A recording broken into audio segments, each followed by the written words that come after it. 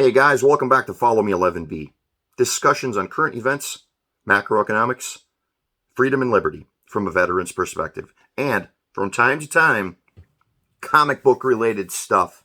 My bread and butter since I was 11 years old. So let us, before we dive into the movie Thor, Love and Thunder, directed by Taika Waititi, let's talk a little bit about the character himself. Thor, Norse god, thunder god, Odin's son. First appearance, Journey into Mystery, number 83, August 1962.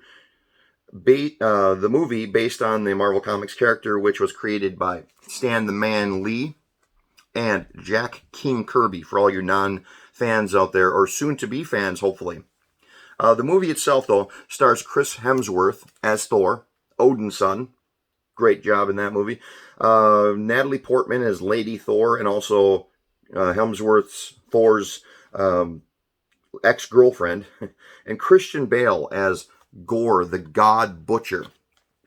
Honorable mentions go to Chris Pratt, reprising his role as Star-Lord from the Guardians of the Galaxy.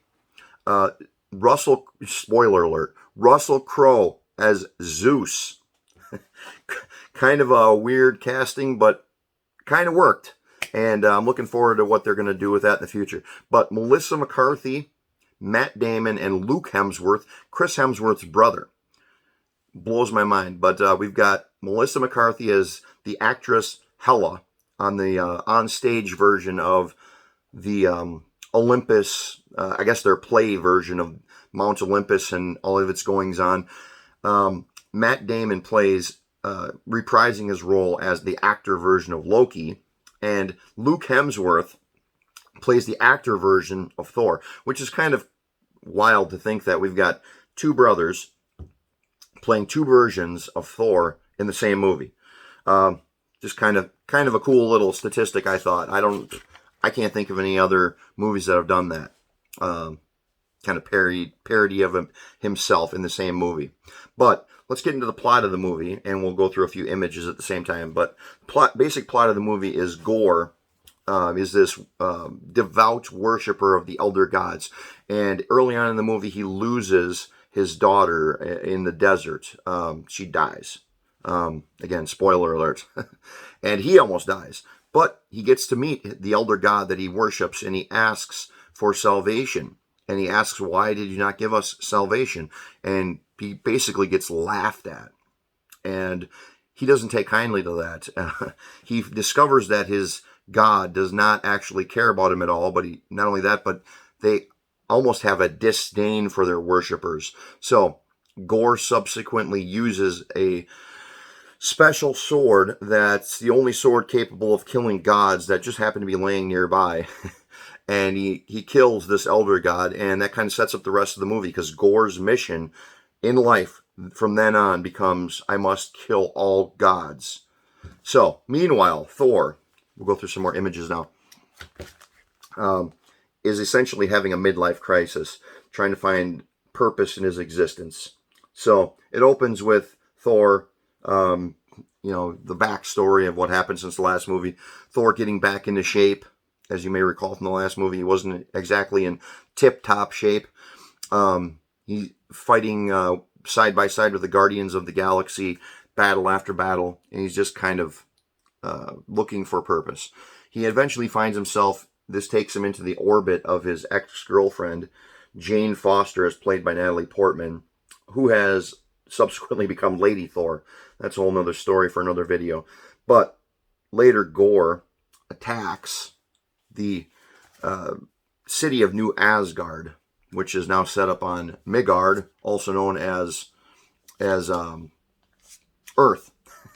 And anyway, during the battle, it sets up the rest of the film as Gorr kidnaps the children of New Asgard, and Thor and his allies have a quest now to bring home the children.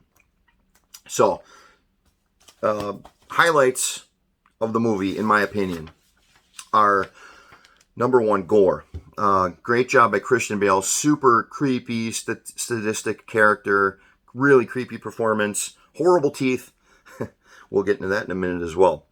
Also, number two, highlight of the movie, Russell Crowe as Zeus. Zeus and his tutu.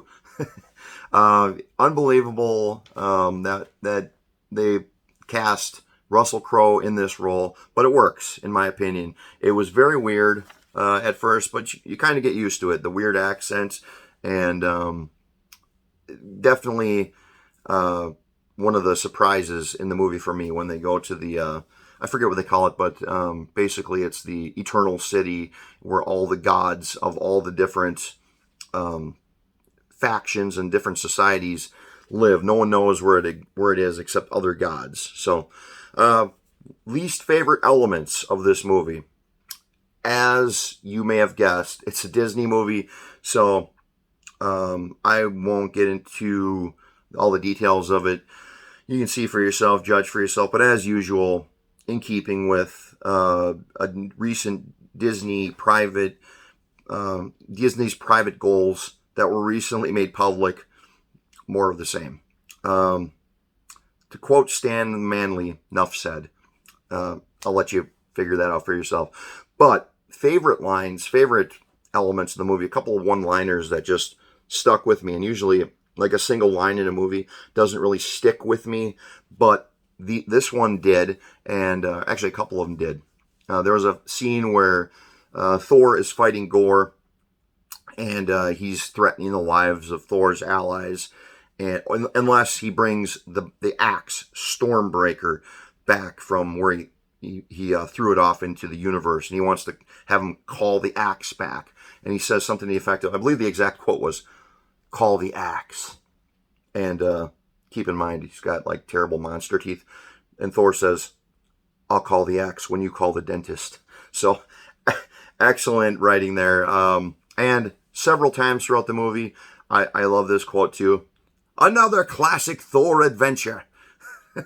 So I like those. But one other thing I thought was great was, and here comes another spoiler alert, that at the end of the movie, I didn't actually stay for 2. Normally I stay for both, but I just stayed for the earlier of the hidden scenes.